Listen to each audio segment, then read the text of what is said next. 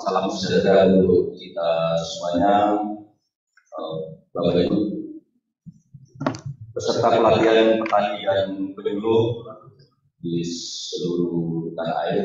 Pertama-tama kami mengucapkan syukur kehadirat Allah Subhanahu wa Ta'ala atas rahmat dan hidayah dalam proses pelatihan ini dapat berlangsung dengan baik.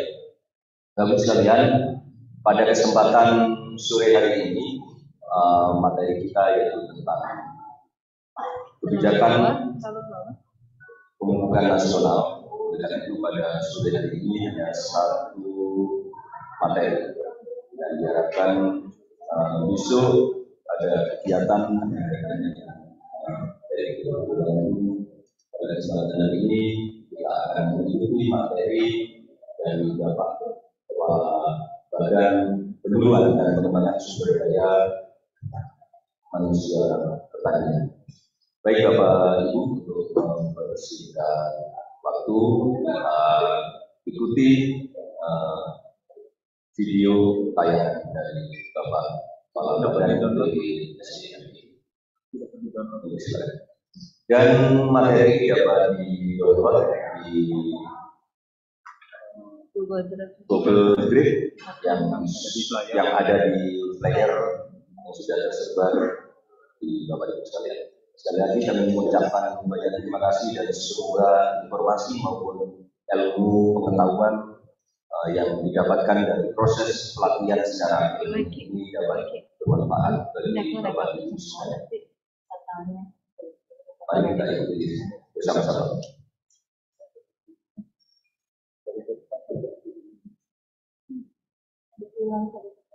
Beda dari depan di sini.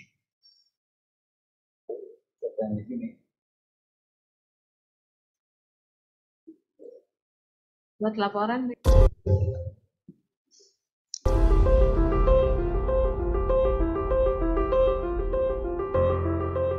Saat ini dan ke depan, tantangan sektor pertanian tidak hanya dihadapkan dengan perubahan iklim yang tidak menentu.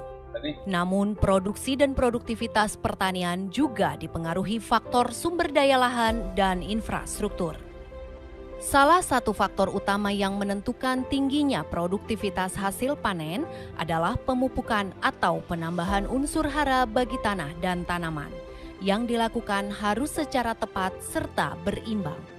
Pemupukan berimbang adalah pemberian sejumlah pupuk yang sesuai dengan kebutuhan tanaman dan kesuburan tanah, agar terjadi keseimbangan hara di dalam tanah sehingga tercapai kondisi favorable untuk pertumbuhan tanaman.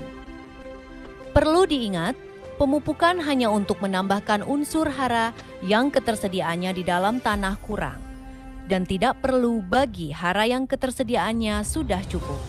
Diketahui, pemupukan dilakukan untuk memenuhi kebutuhan unsur hara makro.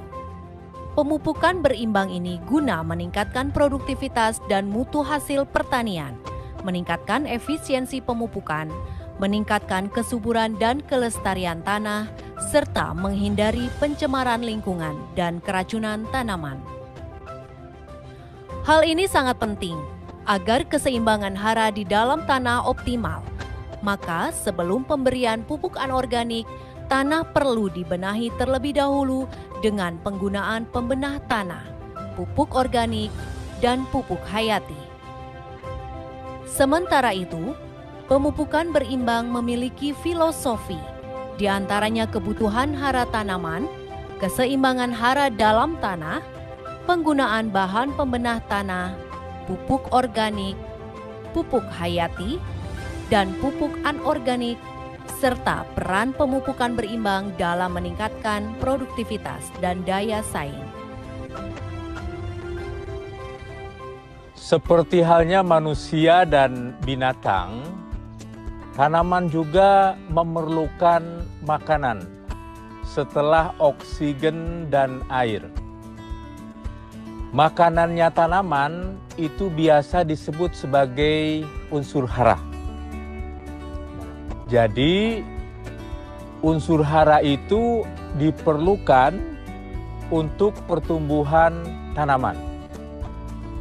Pupuk adalah suatu bahan yang mengandung unsur hara dalam dosis tinggi. Oleh karena itu, pupuk diberikan ke dalam tanah untuk memberikan makanan bagi tanaman. Namun demikian, sesungguhnya tanah ini juga menyediakan unsur hara sebagian kecil, ya. Selain itu, unsur hara juga bisa berasal dari sisa-sisa tanaman, jerami sisa tanaman, ya. Termasuk unsur hara juga bisa berasal dari sekam seperti ini. Ya. Konsep pemupukan berimbang adalah memberikan pupuk dalam jumlah yang secukupnya agar keseimbangan hara di dalam tanah optimal. Maka sebelum pemberian pupuk, tanahnya harus dibenahi dulu, atau tanah harus diberi pembenah tanah. Kalau tanahnya itu masam, maka kita harus berikan kapur atau dolomit, ya, agar pH-nya mendekati netral sehingga keseimbangan haranya baik. Selain itu, kalau tanahnya kadar bahan organiknya rendah, ya, seperti di Indonesia ini, maka tanah perlu diberi pupuk organik dulu, atau kompos, atau pupuk kandang. Selain itu juga, agar keseimbangan hara betul-betul tercapai secara maksimal, pupuk hayati sangat penting. Ya. Pupuk hayati juga diberikan bersamaan dengan kompos, bersamaan dengan pupuk kimia. Ya. Kalau unsur hara yang sudah ada di dalam tanah, berarti yang ditambahkannya itu kekurangannya saja, tidak perlu ditambahkan terlalu banyak. Konsep pemupukan berimbang itu adalah penambahan sejumlah pupuk untuk membuat keseimbangan di hara di dalam tanah itu favorable atau kondusif untuk pertumbuhan tanaman, ya, sehingga tanaman memberikan performance, ya, atau penampilan yang baik, yang akhirnya produksi menjadi tinggi.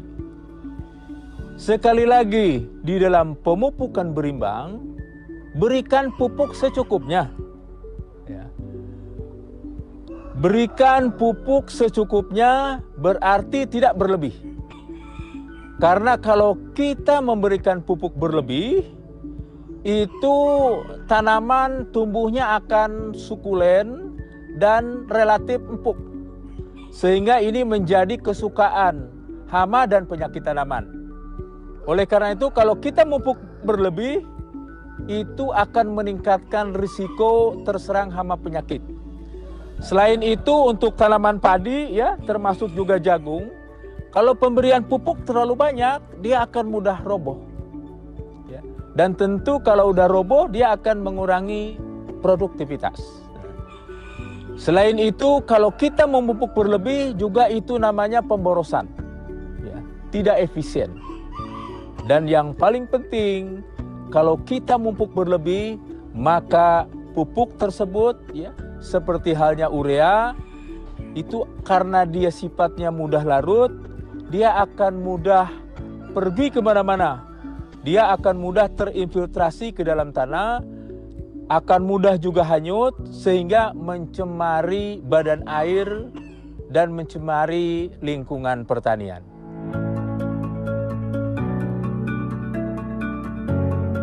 Kebutuhan unsur hara makro dan mikro dapat dipenuhi melalui penggunaan pupuk, baik berupa pupuk tunggal maupun majemuk dengan 5 tepat. Tepat jenis. Saat pemupukan harus tepat dalam menentukan jenis pupuk yang dibutuhkan oleh tanaman. Tepat dosis. Pemupukan sesuai dengan status hara tanah, kebutuhan tanaman, dan target hasil yang ingin dicapai. Tepat waktu.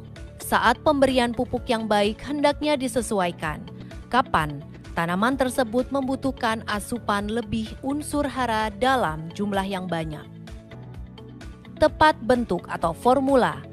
Dalam pemupukan, formula atau bentuk pupuk harus sesuai dengan kondisi tanah dan kebutuhan tanaman. Tepat cara. Saat pemupukan, caranya harus benar. Jika salah, akan membuat pupuk terbuang sia-sia ataupun tercuci oleh air dan menguap sehingga tidak dapat diserap langsung oleh tanaman. Pemupukan berimbang harus sesuai dengan 5T, yaitu memperhatikan pupuk untuk jenis, dosis, waktu, bentuk, dan juga cara. Untuk jenis, misalnya kita mau memupuk N, di sana ada tersedia pupuk urea maupun ZA. Urea lebih cocok untuk Indonesia bagian tengah ke barat, sementara pupuk ZA cocok untuk Indonesia bagian tengah ke timur. Mengapa? Karena hubungannya dengan pH atau reaksi tanah. ZA cocok untuk tanah-tanah dengan pH di atas 6,5 ke atas. Kemudian T yang kedua adalah dosis. Takaran ini harus sesuai karena jika berlebih akan mencemari lingkungan, jika kurang maka potensi produksi padi tidak mencapai optimal. Dosis ini dapat ditetapkan dengan menggunakan alat bantu seperti perangkat uji tanah sawah, tanah kering, tanah rawa, dan juga dibantu untuk mengecek mutu dari pupuk tersebut menggunakan perangkat uji pupuk. Kemudian pemupukan harus sesuai dengan waktunya. Kapan harus dipupuk, yaitu misalnya pada umur di bawah 10 hari itu menggunakan pupuk jumlahnya lebih sedikit daripada di atas umur 10 hari. Nah, waktu di sini juga memperhatikan seperti pupuk N itu dipupuk sebanyak 3 kali karena N mempunyai sifat mudah larut dan mudah hilang. Pupuk N ditambahkan pada umur antara 5-10 hari, pemupukan pertama, pemupukan kedua itu antara umur 25 sampai 30 hari setelah tanam, dan untuk pemupukan 3 itu umur 40 sampai 45 hari setelah tanam. Kemudian untuk fosfor, pemupukan bisa dilakukan 1 kali pada awal tanam karena fosfor ini tidak akan hilang. Kemudian untuk pemupukan kalium itu dapat dilakukan 2 kali. Yang pertama yaitu bersamaan dengan urea umur 5-10 hari. Kemudian pemupukan kedua dilakukan pada umur 20-25 hari. Kemudian pemupukan harus tepat bentuk atau formulanya. Nah, di sini apakah petani menggunakan pupuk NPK tunggal atau menggunakan pupuk NPK majemuk? Masing-masing berbeda. Karena apa? Takaran harus disesuaikan. Yang kita hitung adalah unsur haranya. Di dalam buku acuan rekomendasi pupuk di sana sudah dihitungkan berapa padanannya antara pemupukan tunggal dan pemupukan majemuk. Pupuk majemuk saat ini yang berlaku atau yang disubsidi oleh pemerintah adalah NPK 15-15-15 dan NPK 15-10-12. NPK 15-10-12 ini adalah formula baru menyesuaikan dengan perubahan status hara tanah sawah di Indonesia terkini. Kemudian yang terakhir adalah bagaimana cara memupukkan yang baik. Apakah itu disebar kemudian dibenamkan, apakah disemprot, ini tergantung kepada jenis pupuknya atau targetnya. Untuk pupuk urea ini sebaiknya dibenamkan karena mudah hilang baik larut maupun menguap. Untuk pupuk yang lainnya disebarkan kemudian bisa dilakukan dengan menginjak-injak tanah agar masuk ke dalam area perakaran. Berbicara tentang pemupukan berimbang, Badan Litbang Pertanian telah menghasilkan produk-produk inovasi yang mendukung pemupukan berimbang. Ada di samping saya ini adalah perangkat uji tanah sawah untuk membantu penyusunan rekomendasi lahan sawah di Indonesia. Kemudian alat yang kedua adalah perangkat uji tanah kering untuk membantu penyusunan rekomendasi tanaman padi gogo. Kemudian yang ketiga ini adalah perangkat uji tanah rawa untuk mendukung penyusunan rekomendasi spesifik lokasi untuk lahan rawa.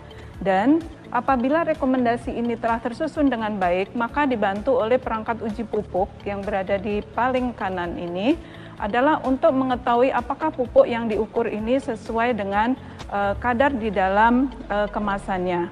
Dan juga ada alat bantu lain yang berupa buku acuan rekomendasi pemupukan NPK per kecamatan se-Indonesia. Masing-masing mempunyai fungsi yang berbeda-beda. Maksudnya adalah untuk perangkat uji ini adalah lebih spesifik lokasi yang dipergunakan oleh petani dan penyuluh, sementara buku dan peta ini adalah untuk acuan alokasi pupuk.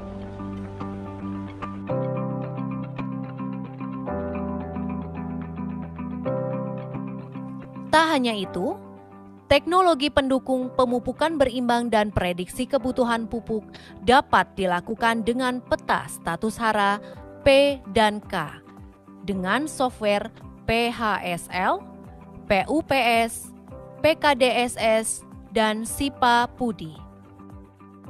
Peta ini biasa digunakan untuk penyusunan kebutuhan pupuk, kalender tanah, dan rekomendasi pupuk spesifik lokasi. Sementara, penyusunan rekomendasi pupuk spesifik lokasi dapat menggunakan perangkat uji tanah, PUTS, PUTK, PUTR, PUHT, dan penggunaan bagan warna daun. Dalam pemupukan, seringkali petani tidak melakukan dengan benar, sehingga berdampak pada seberapa besar manfaat pemupukan tersebut terhadap pertumbuhan dan produktivitas tanaman. Manfaat bagi petani yang didapatkan dengan pupuk berimbang yaitu adalah pertama untuk keadaan tanaman, yaitu bisa tumbuh subur, tumbuh gembur, dan juga nantinya diharapkan produksinya akan mendapatkan produksi yang sangat bagus dengan arti produksi maksimal.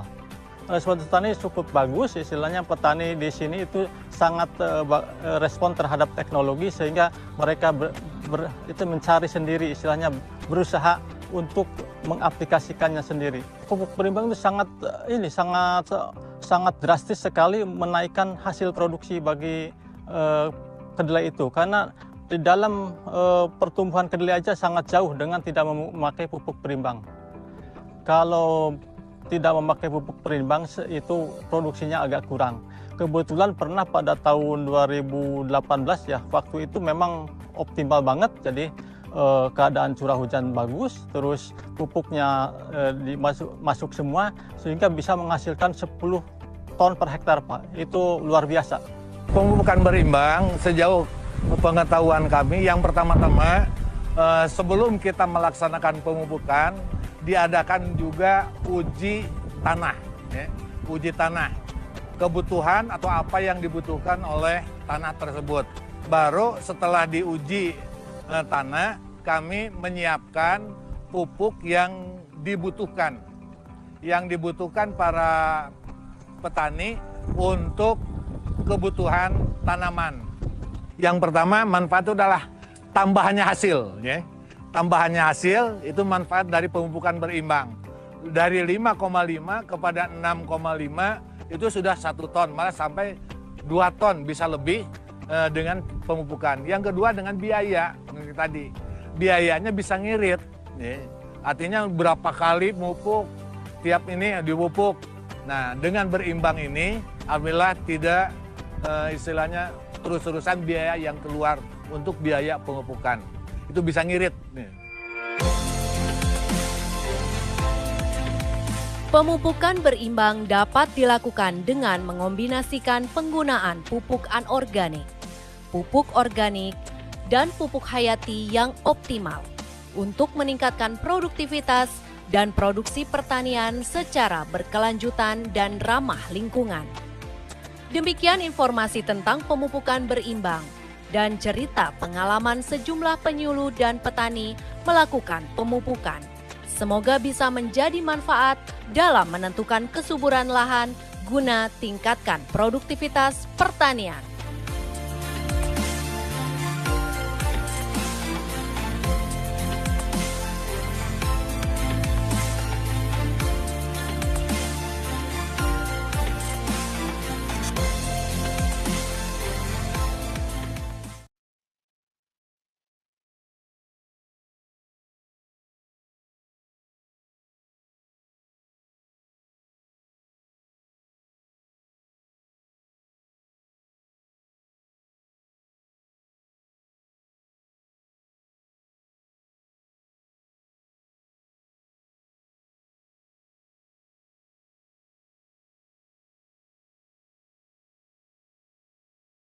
Ibu sekalian, demikian kita sudah mengikuti terkait dengan kebijakan pemerintahan nasional dan juga apa yang didapatkan pada sore ini dapat bermanfaat dan menambah pengetahuan untuk kita semuanya. Ya, untuk akses materi di samping di room bus selatan Helipondoko juga di live streaming di BPSCMP. Salam sukses selalu dan sehat selalu. Wilayah Provinsi Berdaya. Assalamualaikum warahmatullahi wabarakatuh.